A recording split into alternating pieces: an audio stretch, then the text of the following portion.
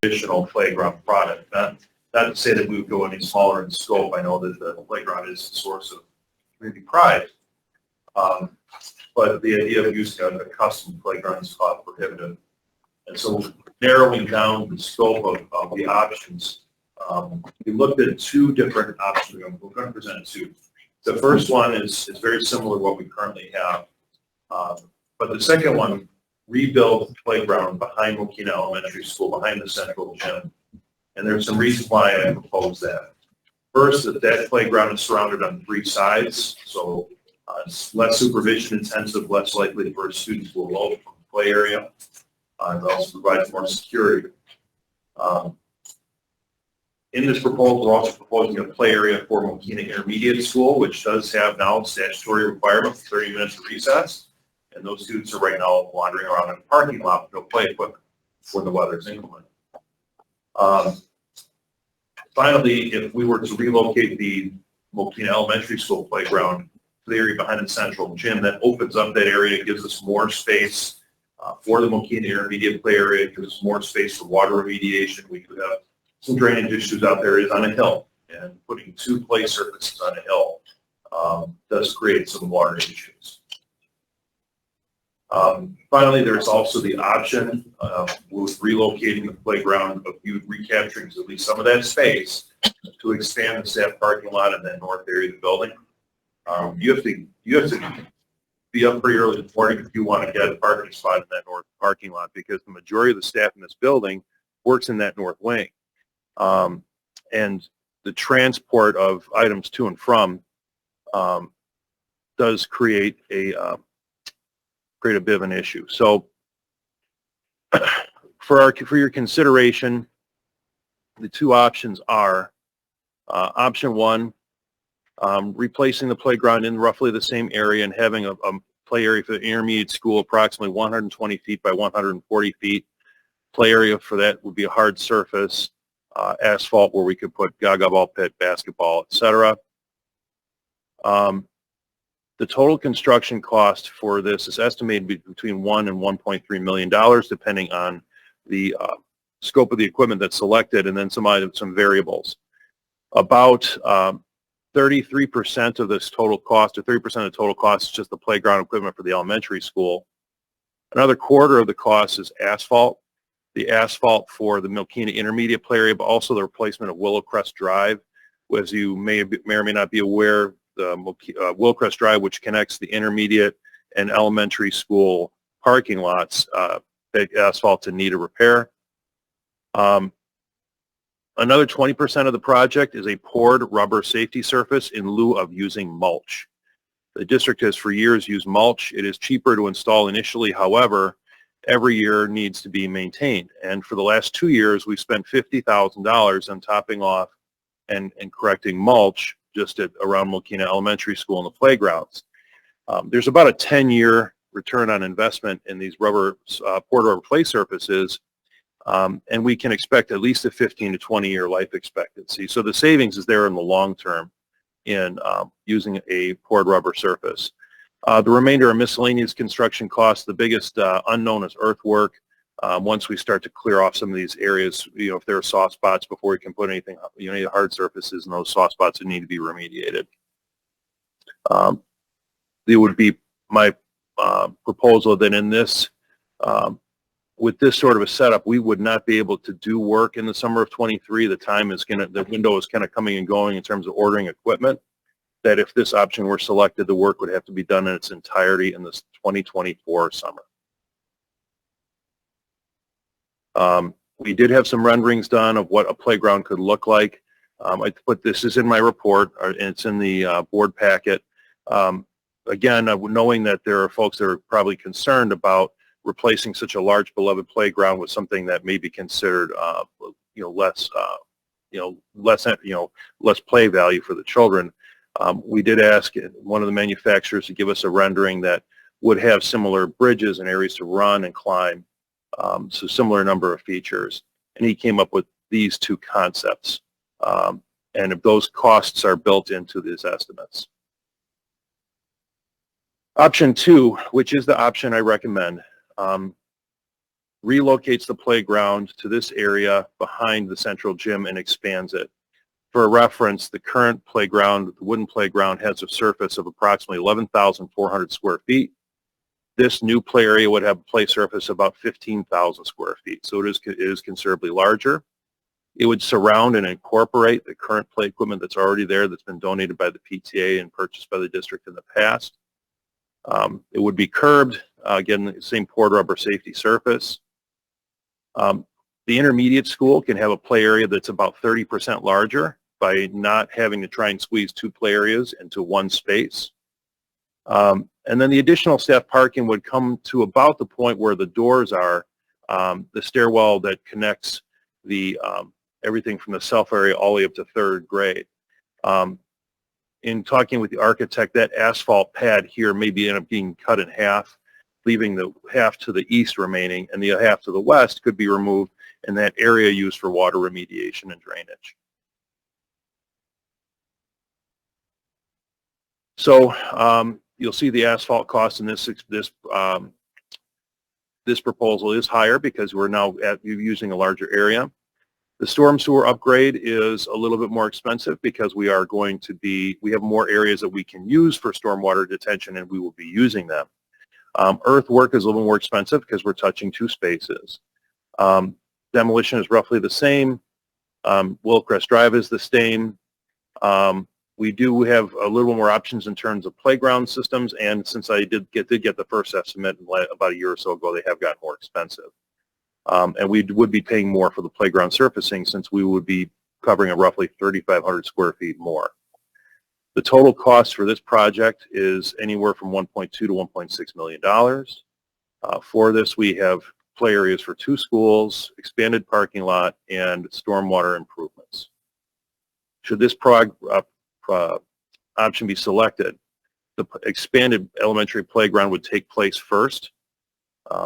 We could order equipment as soon as the board authorizes it and have it here for a July delivery and install in August, perhaps early September. Once this playground is up and running and off the ground, then in the summer of 24, we would do this work. I would not recommend eliminating the northern wooden playscape and at the same time doing work here behind Mokina Elementary, because then that leaves us with almost nowhere we can take the kids. We so really can't do that work at one time. But that would allow us, by doing the ordering of the equipment this year, we already have some money in our budget, in our capital plan for new equipment for a playground to the tune of $350,000. Dr. Shaw and I met with the architect yesterday and looking at our capital plan to make sure that Fund 21 earmarks money for the remainder of this work in fiscal years 24 and 25, leaving money to continue to do HVAC projects, for example, the chiller at the junior high, and then starting roof work here on schedule. So for just the purposes of the renderings, they did come up with some renderings for this. It's not quite the scale. They did, they kind of brought it in a little bit more of a box and didn't surround the playground, the existing playground so much in their renderings as we would probably have them do, but that equipment could just be moved and turned on the site. Again, asking them for options which included similar play features, bridges, and a lot of features to climb in order to, basically preserve the spirit of the playscape which exists right now. And here's another similar, this rendering actually incorporates a lot of the blue and the yellow and the green that's already on the equipment there right now. A little less in the way of bridges, but I do like their creativity. So what I would propose, I'd ask the board to entertain a discussion and for an action item for the February meeting so that we could get equipment ordered for a summer delivery and a late summer, early fall installation here behind Mokina Elementary School as part of phase one. Once that work is completed, we could then turn our eyes towards phase two, which would be the removal of the old wooden playground, with the idea that we would try and save some components as much as possible, preserve some of the history there. But we wouldn't do any of that work while school is in session. Are there any questions? Any questions, discussion? Sure. Hey, Mark. Yes, sir. So we've got 3 pictures up there. Now, these are all renderings on option 2. Yes. Of what could go behind the elementary school. Yes. Okay. Now, when I'm looking at it, I'm looking at the top of the second page. So the bottom one has the orange and green and yellow. Mm-hmm. Up top, that almost looks like it mirrors a lot of the activities that are already there on the wooden playground from a structural and activity standpoint. Is that fair? Yes, that is what I asked them to do. Mm-hmm. Yes. Yeah. And then if we stagger, we can use 2 fiscal years. We can spread it out. We can get some initial playground space behind the elementary school and then phase in the rest of it as opposed to just trying to do all in one fell swoop, which doesn't make as much sense. Yeah. Yeah. Yes, and the one thing I will say about option 2 that right now Mokina Elementary School has 4 playgrounds. You don't see very many elementary schools that have to maintain mulch and 4 play areas. Option 2 does reduce it to 3, giving ceding that space to the intermediate school so we can have a play area. Right, because you got the one on the south side of the property. Yeah. You got the 2 over there. Yep.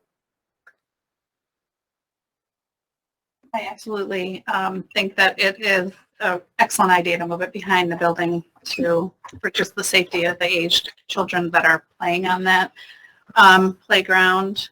And I also think very similar, and I said this in the Finance Committee meeting, just like the parking lot at the junior high, if we are going to do something to the scale, I think we should do it right and make sure that the water runoff and retention is taken care of properly. We can expand parking. I mean, there are a lot of pros, but in my eyes, to option 2, first and foremost, the safety of the children that are playing on that. Big fan of number 2.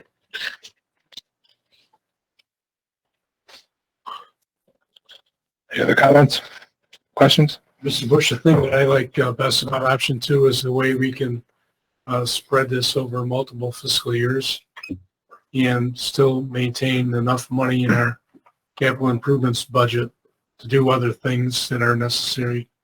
As Dr. Cohen mentioned, HVAC work, roof work, that kind of stuff. So we're not leaving ourselves totally penniless to do other projects throughout the district. Thank you.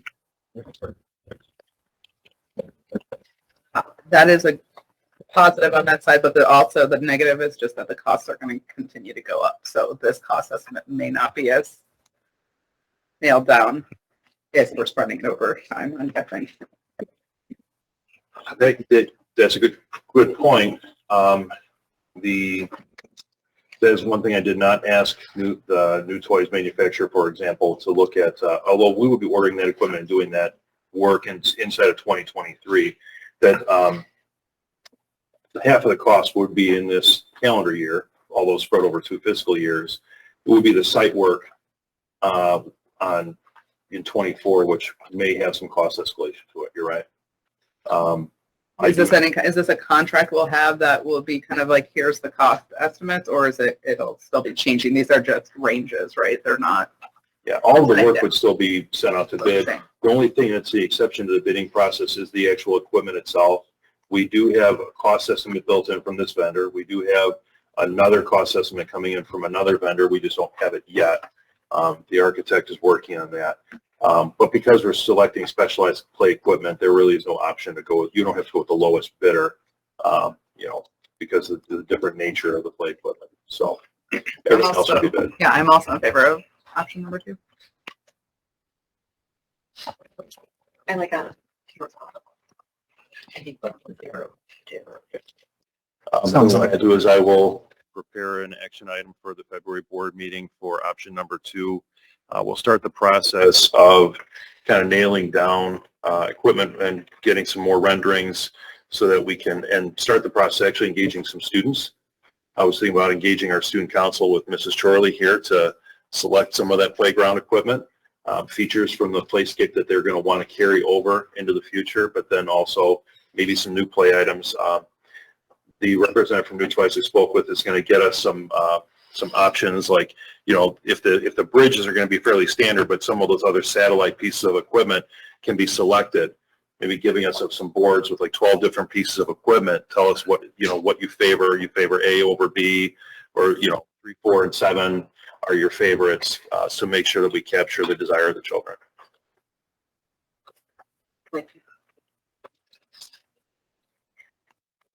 Okay. Any questions? No? Okay. Yes, sound is working. Yes, and I think we have a few people watching it, so that's good. Good deal. All right. All right. Next on the agenda is discussion regarding the 2023-2024 school calendar. Dr. Cohen, back to you. I previously included some of your backup material, a school calendar option that followed the high school schedule. What we've seen preliminary, the high school has not approved their calendar, and I'm not asking you to approve a calendar tonight. I simply wanted to show you calendar options. The high school plans on starting with an Institute Day on August 15th and a first day for students on August 16th. The nature of their contract and my Institute Days, they don't have, for example, have a parent-teacher conference day, et cetera, does necessitate some slight changes, some slight differences in our calendar. But we always try and start with the high school and be in alignment and then move from there, because between us, District 843, parents that have kids in both districts, it's obviously advantageous to follow a similar calendar. So we started off building a calendar with a start date of August in 2023. Holidays are somewhat standard. November, parent-teacher conferences moved to the Monday, November 20th. And then the remainder of the week would be the Thanksgiving holiday.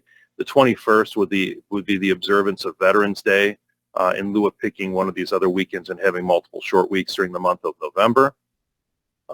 Winter break would be a solid 2 weeks, beginning on December 25th, ending on January 5th, and with students and staff returning on January 8th. In option A, we have spring break the last week in March. That Friday, the 29th, is Good Friday. Offices will be closed. In this option, school can end as early as Thursday, May 23rd. Now that upcoming weekend is Memorial Day. The advantage to staff and for families is that with school wrapped up on Thursday, the 23rd, that does open up travel plans slightly for those folks who travel for the Memorial Day holiday. It also gives us one extra day in the event that we have to do a weather emergency day that is not an e-learning day, and we would not have to go beyond Memorial Day. So that is option A.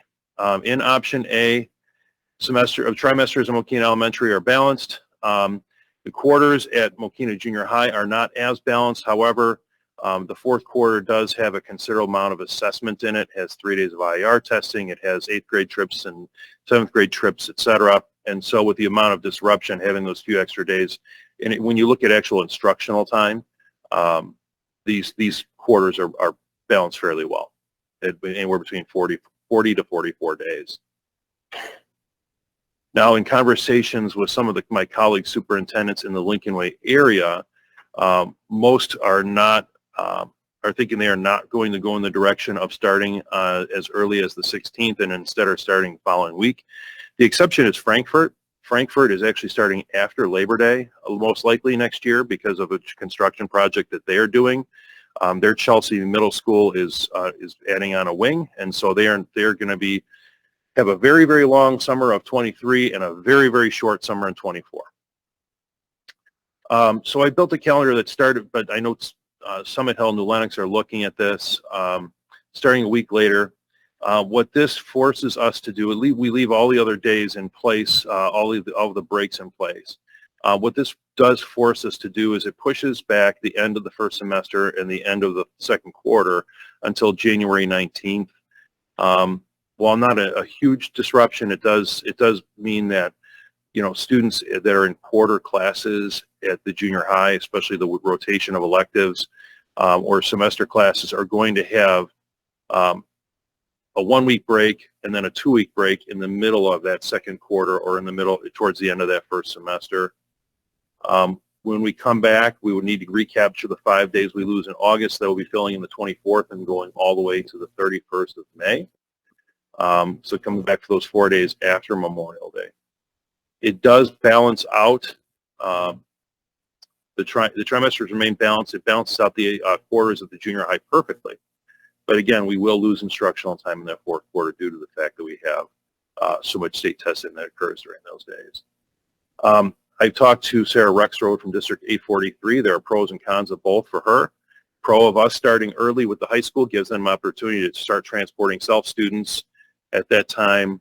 Pioneer Grove would follow that same schedule, and they could start phasing in transportation, so they're not transporting all the elementary feeder districts and the high school and the South program and Pioneer Grove all at the same time. So they appreciate that. However, if we start early, those programs will end early, and they're not going to start ESY until all of the elementary districts are done. And so there'd be a bigger gap between the end of our school year and the beginning of ESY.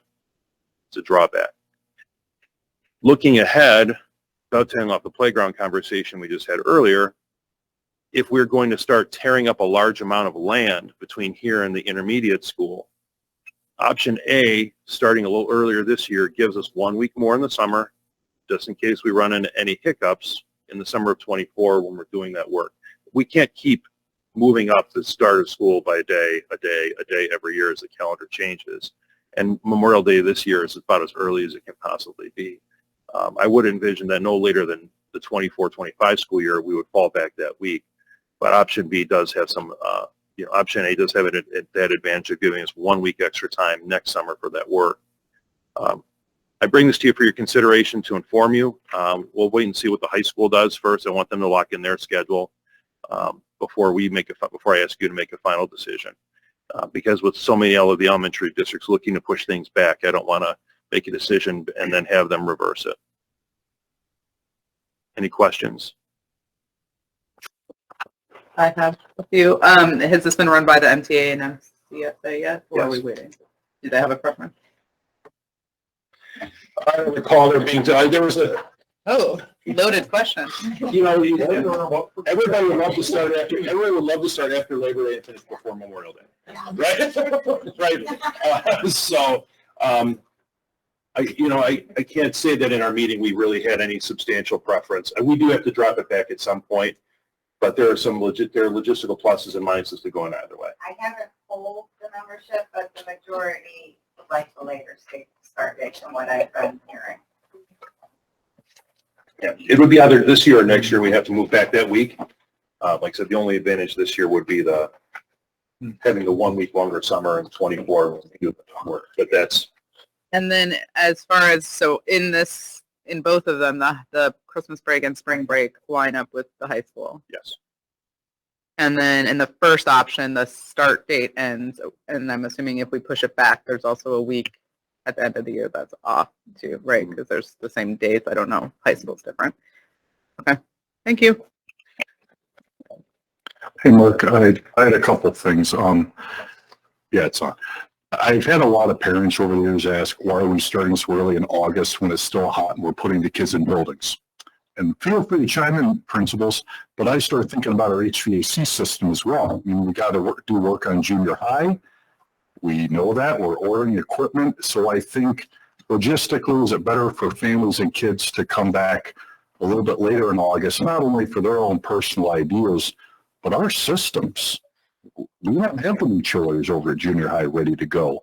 And maybe I'm overthinking something that's not that big a deal, but I started thinking about our equipment and can we really keep it as cool as we should be in August? Because I don't think we have that new equipment yet. And I don't know when we're getting it from what I remember. So this is something I do hear a lot of people asking about. Why are we starting so early? But then I started thinking of the systems too. And as long as the holiday breaks line up and everything, the kids are still out May 31st. Personally, I'd say go with B. But I'm more thinking the equipment and families when I'm saying that. So feel free to help me if I'm missing something.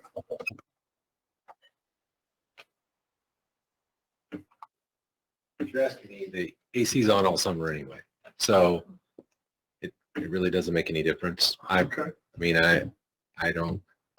We'll make whatever you guys choose work. We're going to start at some point in time, no matter what, whether it's That's true. whether it's a week early or a week late. And like Dr. Cohen says, we see this cycle go every so many years, it floats forward and then it floats back a little bit. Same thing with the brakes and that. The only feedback that I get is parents want to have the same at the high school and the junior high. So, or the elementary school. But you don't want kids on two different schedules if you can help it. But if we do, we do. It's just the way it goes. Yeah, I can say with confidence that with most of the elementary schools going later, that it's not likely that summer school would begin before June 3rd. It may start as late as June 10th at the high school in the summer 24. That's not my decision to make, of course.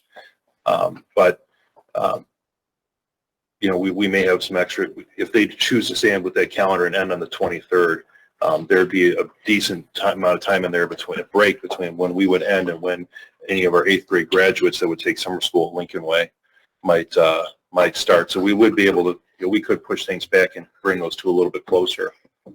So, yeah, we'll bring it back next month. I just wanted you to see what we're looking at. I have shared this with Sarah Rexroad, and so she knows what we're considering. Said she didn't have a strong opinion one or the other. That's it. Any other questions on the schedule? Calendar? No. Okay. Moving on to Finance Committee update. Ms. Selinsky.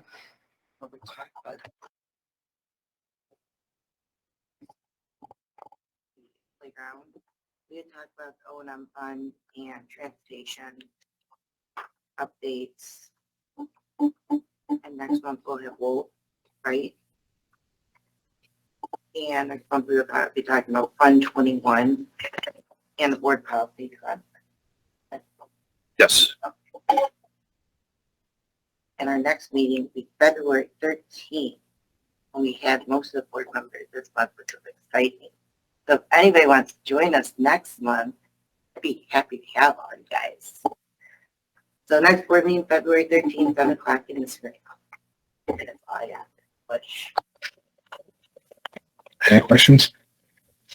No. Okay. Dr. Cohen.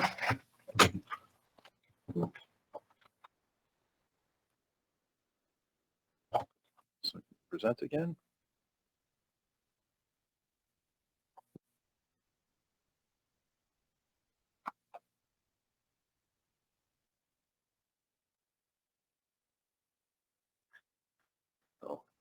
The district currently receives approximately $100,000 annually in a preschool for all grant.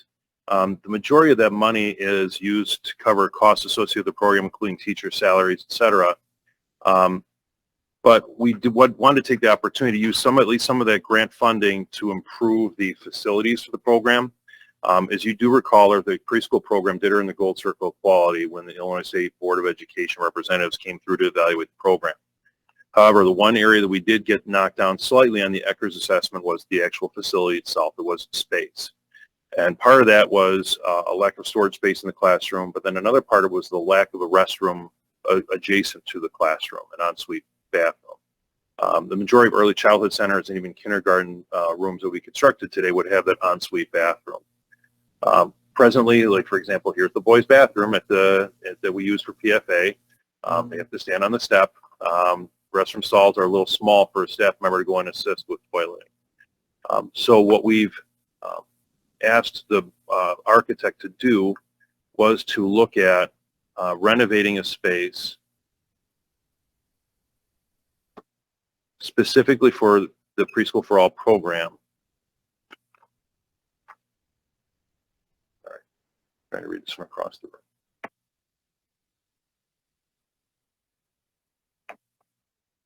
And to add a restroom. And so what they've proposed is in the preschool hall, for 3 rooms, if you were going to the south, 3 rooms on the left side, that the center room would be converted into, part of that space would be used to house 2 restrooms, and then a storage space / office in between the 2 classrooms. That would remove some area, some of the items could be stored outside of the preschool classroom, and keep those items accessible so they're not down the hall in another storage room. but that also provide restrooms that have enough space for a changing table and a toilet and a sink. They would be back-to-back. Plumbing will be contained in between two walls, accessible from a closet from the storage room to access, just the water shut-off, ejector pit, etc. The total cost for the project is about $240,000. We're anticipating over $100,000 in grant funding, so we have about 40% of it funded by the state PFA grant. The remainder would come from local funds. But this would, I believe, help our PFA teachers with those small children that, because right now we have a paraprofessional who largely takes back and forth the little ones to the restroom. So just wanted to see if there were any questions on that. This month, we'd like to present this for information, and in March, rather than February, we could go ahead and get the project going. So I think there was one question. The bathroom on the right-hand side has an entrance from the classroom and the hallway, because it's the old classroom door per se. It's pretty expensive to get that door removed, but how do you get it? Can we get it permanently locked so that you can't access that bathroom from the hallway? You have to go through the classroom just for safety concerns. We can certainly ask the architect the cost to actually seal it. We could definitely certainly lock it. I would hate to have a door that looks like a door that would not open.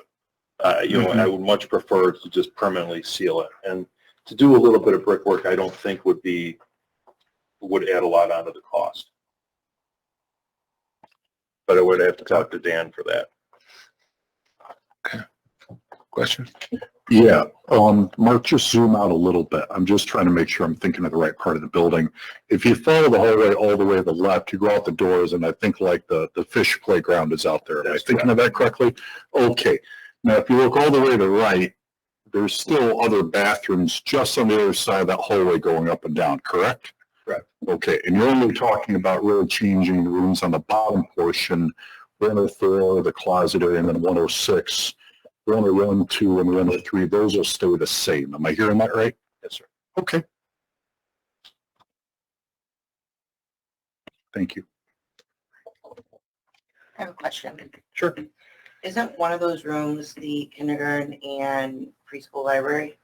That is the room in the top left. Okay, is that still going to be there, or that being changed to a classroom? I have no intention of moving it. Okay. So we have, I'll say this, I would have no reason to move it. I mean, but what gets housed in what room is somewhat a decision of the principals. Okay, We have a lot of rooms around here that are used for 1 year, related service providers in there, another year it's a classroom, so. thank you. Any other questions? No? Okay, thank you. Anything else for your presentation? No, other than, I know with the first read of policies later, I received no questions about policies. They're pretty benign this month, a lot of just name changes and cross-reference changes. So necessitated a 250-page document because they wanted to change one policy and change the title. That concludes my report. Thank you. Okay, next up, Dr. Johnson.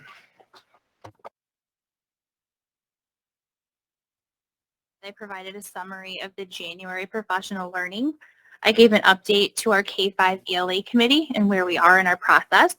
I did want to give a special thank you, shout out to kindergarten teacher Mrs. Robert for letting me teach one of our pilot programs this week in her classroom every day, so that's been an adventure. I also provided a winter FastBridge and 8th grade PSAT data summary for you. I also provided some information on 2 grants that we recently received information from the Illinois State Board of Education on. One of those is the school district library grant, and the other is a brand new grant for high impact tutoring that our district has received funds for. And I also concluded my report this month with an update on our mid-year progress with our instructional coaching program. That concluded my report. I really have nothing additional to add. Do you have any questions this month? Okay, thank you. Questions? All right, Allison, you're next. Hey, on our last early dismissal day, we had a rather robust offering of professional development for our department. That was very much enjoyed, I believe, by all. And then just discussing our staffing needs in regards to paraprofessionals.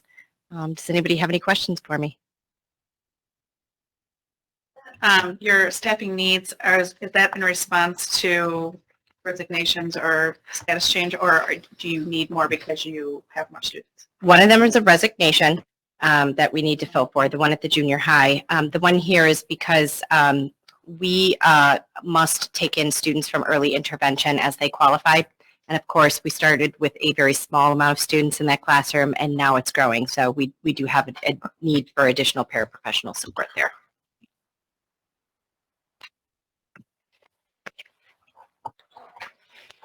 Any other questions? Okay, Dr. Shaw. Evening. A lot of my report happened at the Finance Committee last week when we had a report out on the Transportation Fund and the O&M Fund. Our action item for tonight from my department is action on 4 new buses. We have 4 buses falling off our fleet, so we need to replace those with 4 new gas buses. So interesting as inflation across the board, the buses that are falling off were $10,900 buses, 5 years later being replaced with $23,700 buses with increments from $10,982, $12,274, $14,481, $17,600, $18,000 to $23,700 as the prices of buses just continue to increase along with all. And we also have had, we'd like to order them now, January for February, so we get a July, August delivery. Last year we ordered our buses in February, an additional bus in March, which came last month. So we also have some supply chain issues with getting those buses on site. We keep seeing interest rates rise, so that's been very good for our cash flow and for our investment policies. We've seen our rates last year, just in our treasury notes, from May at 1.6% to late last year in the 4.5% rates. So that will be good for interest income as we continue to see that climb. And over winter break, Dave's floor got a shining, so that got resurfaced at MIS. It looks beautiful. And then, as everyone's aware, we had some unit vent issues here with the cold weather and getting those repaired right now. So thanks to that team for getting all of that cleaned up and the work over the break led by our building and grounds director, Dave Rana. Okay, that's my report. Any questions? Questions, Dr. Shaw? So, have you had any word on insurance claim on that? We don't have all of our bills in yet. We just still don't have all the work done. So the coils have not yet been completely replaced. So we're still waiting on, we still have some repair bills. Wow. We were waiting for everything to come through. We've let them know that we're going to have a claim, and we're waiting on all of the total amount. Yeah, we've let our policy click know. Yeah, they don't need all that to get started. Yeah. Still haven't adjusted stuff. You can always get stuff. Sure. Okay. Yep. So we've started the process. We've let them know that it's coming.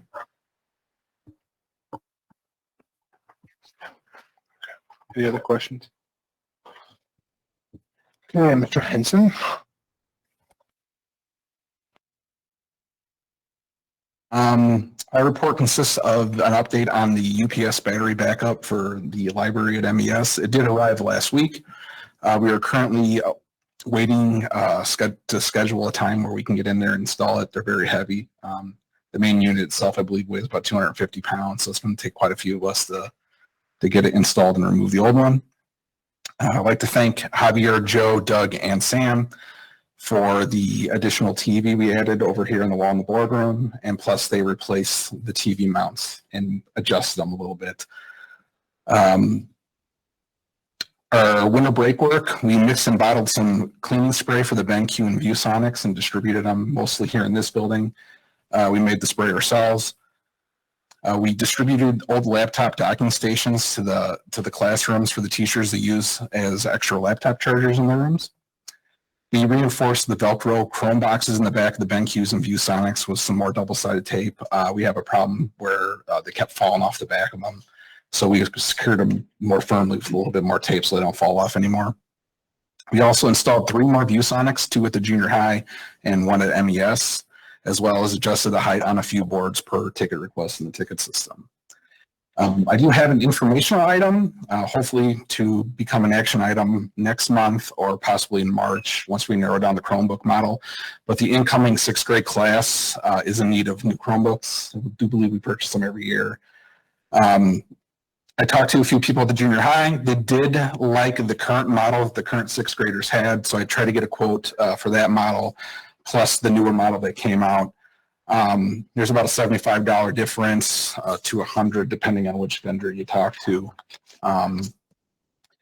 But it will cost $30 for the case, which is the same case that the current 6th graders have. There's a Google license that fluctuates between $29.50 to $32 depending on the vendor, but we do have to purchase that as well per Chromebook. Coming to just under $70,000 for 195 new 2nd gen Chromebooks, which is the current model.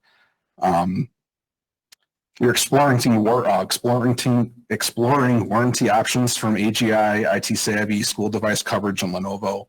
The consensus is a lot of third-party coverage is now gone since the Staymobile incident. Hard pressed to find one. So more than likely, most vendors now only offer the manufacturer's warranty, which would be Lenovo. So that might be our only choice with warranty. And Lenovo has a standard 3-year warranty for $26 that does not cover accidental damage, loss, theft, screens, battery, anything like that. And they do offer a 3-year $75 that will cover all that as well. So depending on what we want to go with, I'll present it to you on the next February meeting. Does anyone have any questions about that? Okay. Sure. When you say there's a $75 difference, is that just on the Chromebook itself? The Chromebook model itself. So the 2nd gen is was what the current 6th graders have. Mm-hmm. I try to get a quote for that. They do still have them in stock, but it's only in stock until they're sold out. They don't manufacture it anymore. And I got a quote for it's about $75 more for the newer model of the current model that the 6th graders have. And it's about $75 to $100 depending on the vendor more per Chromebook. That's a 25% increase. That's a lot. Yeah, it is. Okay, thank you. Yep. I have a quick question on insurance. Sure. So, sounds like insurance market is kind of really dried up, so to say. So you got 6th, 7th, and 8th grade students, right? So you just said accidental is not really covered. So if a student gets excited, for some reason drops it, breaks it, then who's on the hook to buy it? I mean, is the district then going to buy it? Does the student's parents have to buy it? Buy a more expensive warranty from Lenovo. They offer a $26 3-year that doesn't cover that, but the $75 a year per Chromebook does. So they would be on we just send to Lenovo, they'd fix it and send it back. It does cover stuff like that. If we didn't purchase the warranty, then yes, we would have to fix the device in-house, which we have been doing for some of the ones that Staymobile hasn't, that Lenovo won't honor from the Staymobile incident. We have been repairing. We've been cannibalizing broken ones and repairing. So each tech spends about 1 day per week right now repairing mainly damaged screen and network cards and Chromebooks. So. All right. Well, hopefully the students are a lot better than my daughters are with their iPhones. So I'll just say that. That concludes my report. Thank you very much. I said I'm not spending a ton of time with the AT&T store. I'll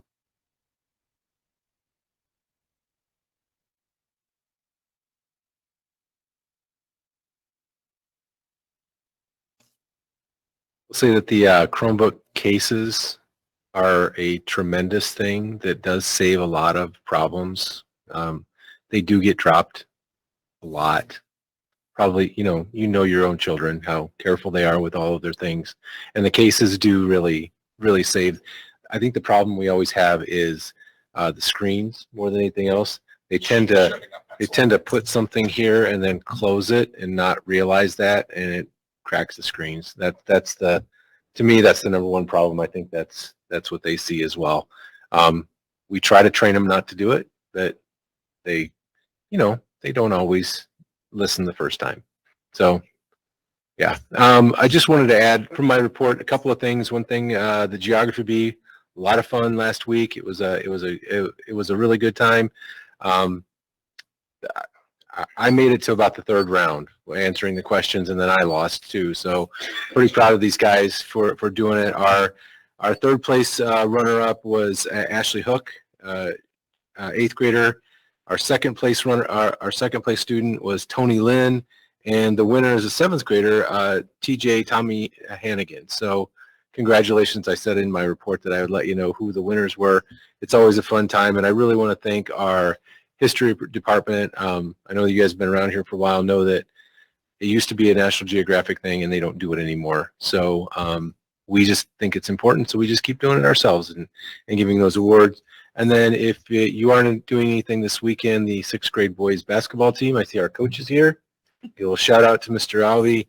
We start our tournament. There is no IESA tournament for 6th grade, so the conference has a tournament. So we expect nothing but first place, right, Mr. Alvey?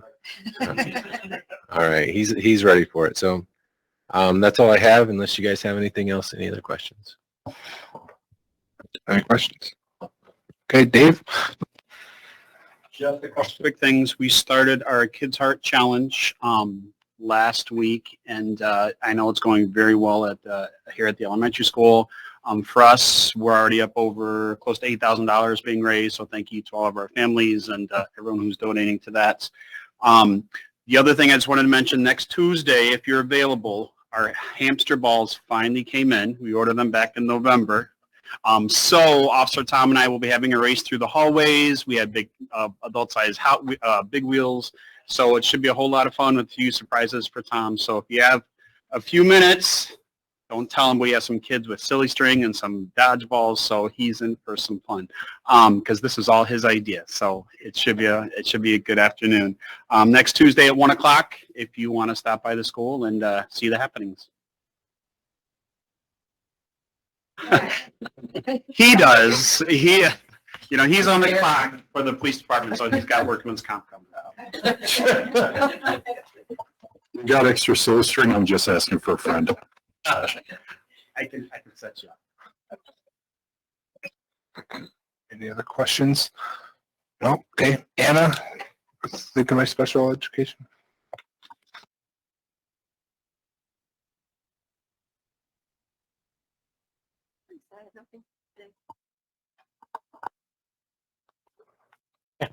All right, moving on to action requests then.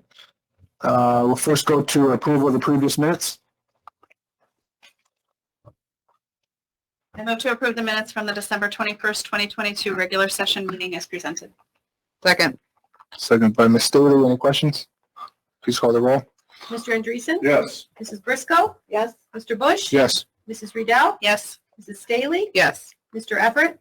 Abstain, please. Mrs. Zelinski? Yes. Okay, motion passed. Next up is district bills. Mr. Everett had the honor this month. Yes, it surely was an honor. I spent some time with Dr. Shaw yesterday. We went through all the various accounts and bills. I found everything to be in order. And so therefore, I moved to approve the monthly bills as presented. But I also think it's important to make the amount known. This month's amount was $518,689.92. Second. Second by Ms. Briscoe. Any questions? Please call the vote. Mrs. Briscoe? Yes. Mr. Bush? Yes. Mrs. Riedel? Yes. Mrs. Staley? Yes. Mr. Everett? Yes. Mrs. Zelinski? Yes. Mr. Andreessen? Yes. Okay, motion passed. Next up is personnel. Move to approve personnel recommendations 6C 1 through 3 is presented, subject to successful background check, if applicable. Second. Any discussion? Please call the vote. Mr. Bush? Yes. Mrs. Riedel? Yes. Mrs. Staley? Yes. Mr. Everett? Yes. Mrs. Zelinski? Yes. Mr. Andreessen? Yes. Mrs. Briscoe? Yes. Okay, motion passed. Next up is the consent agenda. I move to approve consent agenda items 6D, 1 through 2 as presented. Second by Mr. Andreessen. Any discussion? Please call the vote. Hold on. Oh, Thought discussion. our Yeah. policies were first read this month, not for approval. The motion is approve the. For the first read, right? Do we approve Yes, it? so there's a final. I remember approving the first read. Fine with me. I just wanted to make clear that this is not approving the policy changes. Yes. Thank you. Motion stays. Okay, please call the vote. Mrs. Riedel. Yes. Mrs. Staley. Yes. Mr. Everett. Yes. Mrs. Zelinski. Yes. Mr. Andreessen. Yes. Mrs. Briscoe. Yes. Mr. Bush. Yes. Next up is the amended 2022-23 school calendar. I move to approve the amended 2022-2023 school calendar as presented. Second. Second by Jen. Any discussion? Please call the vote. Mrs. Staley. Yes. Mr. Everett. Yes. Mrs. Zelinski. Yes. Mr. Andreessen. Yes. Mrs. Briscoe. Yes. Mr. Bush. Yes. Mrs. Riedel. Yes. The motion passed. Next up is items for the February 15th meeting.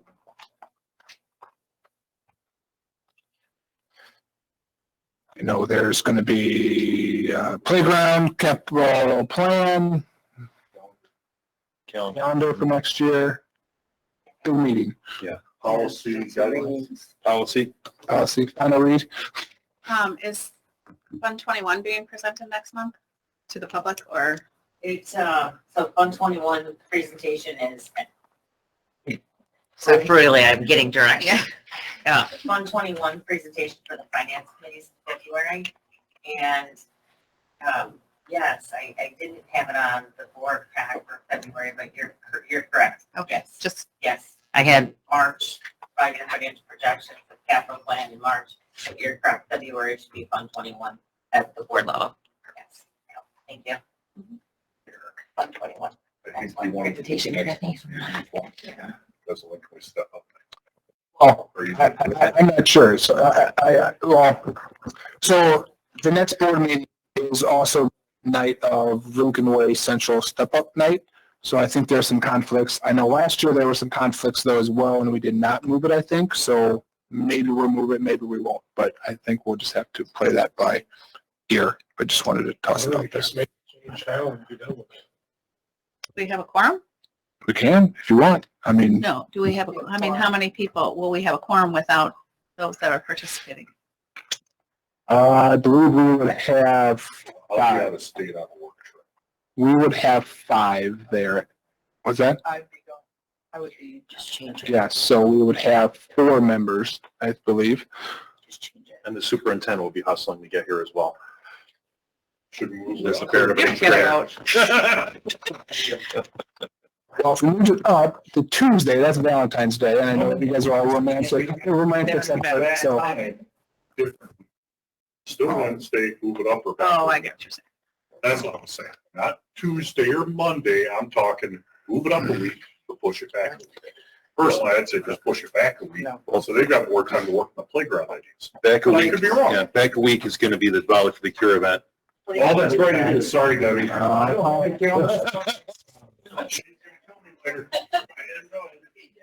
what I'm thinking on top of my head without that. So what's your proposal, Eric? I would propose that we moved it back one day to Thursday. Oh. Same time, just Thursday. Tuesday's Valentine's Day, Wednesday's Step Up Night, just do it Thursday, one extra day, would not, And Monday's the finance committee meeting, so we probably wouldn't want to preempt and move the board meeting in front of the finance committee meeting. Well, seeing that, Mr. Bush, I respectfully make a motion that we reschedule the February meeting from Wednesday, February 15th to Thursday, February 16th, starting at 7 p.m. have a second for that? Second. Ooh, I don't know. I get that one. I called it. All right. I didn't think anybody was saying. Okay, any discussion? No? Kathy, do you want to call the? Mr. Everett. Yes. Mrs. Zelinski. Yes. Mr. Andreessen. Yes. Mrs. Briscoe. Yes. Mr. Bush. Yes. Mrs. Riedel. Yes. Mrs. Staley. Okay, the meeting is moved. That, next steps, follow-up discussion items for the good of Mokina. I've got two things for the good of Mokina, since Mrs. Shirley couldn't be here tonight. I had the pleasure of visiting the third grade team during GLDAs last week, and I just wanted to say thank you very much. Well, I suppose you really couldn't kick me out, but you could. But I appreciated, from a district perspective, listening to them and their planning and work, and how well they know their students, how much everybody's willing to pitch in, regrouping students for win time, make sure that students have what they need. Students that are accelerated are getting, being put in higher level reading groups. Students that need interventions are getting interventions. They're getting benchmarked. They're getting, run through a phonics screener. So it was a pleasure for me to watch you work, and I appreciate what you do. And I also want to recognize Mokina Elementary School for being #1 in Illinois in the Kids Heart Challenge so far. Way to go, staff, students, and a special thank you to Mr. Hipplehauser, who puts this together every year. Okay. Anyone else for the good of Mokina? Okay.